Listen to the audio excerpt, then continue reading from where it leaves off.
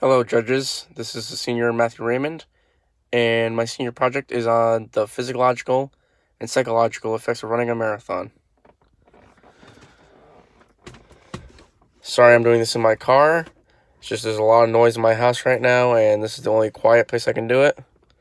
Also, I don't know how to use Zoom or Google Meets at all to record this, so I'm just trying my best. So sorry that my face is not going to be in the camera the whole time. So I decided to run the Newport Marathon for my senior project, and the essential question was, what are the physiological and psychological effects of running a marathon on the human body? For my product, I ran the Amica Newport Marathon on October 13th of 2019 at the start of my senior year. Why I chose the project? It was always something I wanted to participate in. I'd always watched it on TV or seen it on YouTube, and I always wanted to compete in a longer race format than cross country. Not only that, but I just love endurance racing, whether it be cars like the 24 Hours of Le Mans, or it be running, say, a 5K, 10K, 20K, 20 mile, 30 mile, whatever. I've always wanted to do a marathon. The stretches that it was just a long race. I had run 5Ks before, and I ran one 10K a couple of years back, but I never ran a marathon. And because it's so long, it was just a stretch. It was 23 miles longer than the 5K races I do for cross country. And our training for cross country, even on long run days, is not even close to half the distance of 26 miles. So that was one of my stretches. Also, I had to start working up on my upper body strength so my shoulders and upper back could take the continuous, I don't know how to explain it, continuous pummeling from the vibrations from me running onto the road for 26 miles, from my feet going up and down, my legs going up and down. All that shock is going to go into your back after those 26 miles. So my mentor was cross-country and track coach at Tiverton High School, Brad Botfin.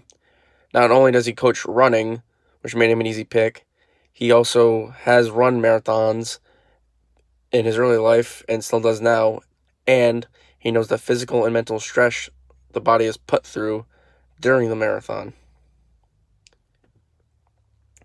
So I decided to start this actually at the last couple of months of my junior year, so I was prepared for senior year and prepared to run my marathon in October, because I would only have about 25 to 26 weeks of preparation to get ready for the marathon. At first, I just did same miles per week and then made it longer as the weeks went on. But as I found out, Brad told me that's wrong. Why it would seem the right way to do it, you actually want to confuse your muscles to make them run either faster at shorter paces or longer at slower paces to find the best average pace for a full marathon as you can. So mainly the learning curve was the training, having it different speeds during the week, having different distances during the week, and also just pacing myself. Because as a runner, you always want to be the one that finishes first. You always want to finish first. But to finish first, you have to finish. So we had to just do a bunch of long runs, do a bunch of training. Then we found out what my pace should be for the marathon. For me to finish in about 4 hours, it was right around a 9.5 minute per mile pace for 26.2 miles. So I did have a YouTube video for this, but sadly YouTube took it down.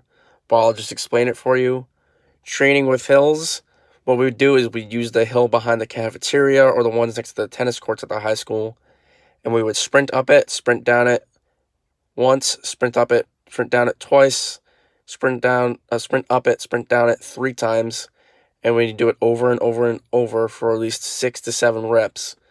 That way it would work the quads and calves and the legs to produce more power in running, produce more speed up hills and on straights, and it would get the lactic threshold just up. So the more lactic acid you can produce while running, the more efficient you will be while running, and the more of a threshold you will have during the marathon. And if you don't know what lactic acid is, It's what happens when your muscles feel like they start burning when you're having a really good workout. So you're lifting a lot of weights or you're doing squats and you just feel that burn in your quads. That's what you're feeling, the lactic acid buildup. So some of the speed workouts I did were 8x800s, which is 2 laps of the track at a good sprint, around probably like 90% of my pace. So probably like a 15 to 16 second per 100. And I would do that 8 times over for 2 laps and then a 3-minute rest in between. Then we do a 4x1600, which is a 4x1 mile repeats. And my mile time was around a 6 to a 7, so we would just try and aim between then. 5x12, which is 3/4 of a mile. We would figure out our pace for that. Do 5 of them, try and finish them as not only as quickly as I can, but make sure I finish it within at least a second or two of my pace per lap. Same thing with the 8x200s and 15x100s. This way I would get the speed in, but I was not killing myself. I was actually having a good workout. I wasn't hurting myself. I was just finding my pace for the marathon. Endurance workouts, they help me work for a long period of time. I forgot to list them, but for cross country, I had a lot of 5-kilometer runs and races, so that helped. Also, during our training for cross country, we'll have like a 9-mile run on Sundays, and then on Saturdays, and then I'll just add that 9 miles to that day once we finish as a team, and that will give me 18 miles for the long run for the week. I try and finish that in at least 3 to 4 hours, and then other days it might be 3 to 4 miles, just a tempo run to recover, but still get the pace in there, still get everything in there, lets the muscles recover, lets them stretch a little bit. So my mental state. Training was a somewhat mental challenge for me because I said before I always want to be the first one, I always want to finish first, I want to always be the top guy. But the thing is I couldn't, because if I did that, I would not finish the marathon. So I had to find a pace that fit myself. It still kept me feel like I was passing people.